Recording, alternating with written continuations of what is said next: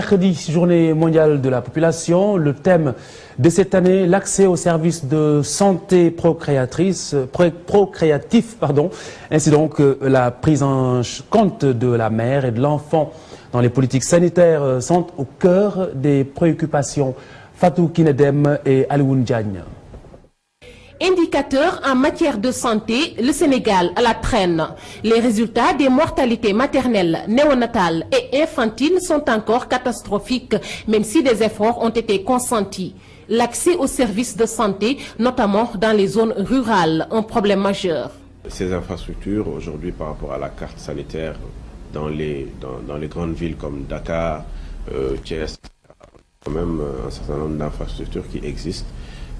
Et qui règle quand même un certain nombre de problèmes. Maintenant, dans les régions les plus éloignées, aujourd'hui, il y a moins d'infrastructures.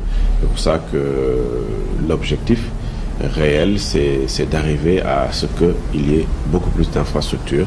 Par rapport aux recommandations de l'OMS, l'on note encore un gap sur les ressources humaines.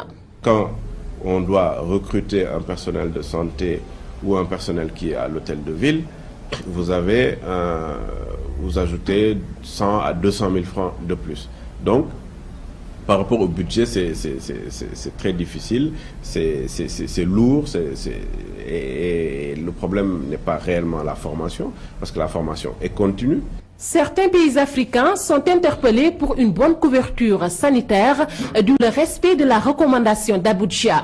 Les États doivent injecter 15% de leur budget à la santé, un grand défi pour le Sénégal qui n'atteint même pas la barre des 10%.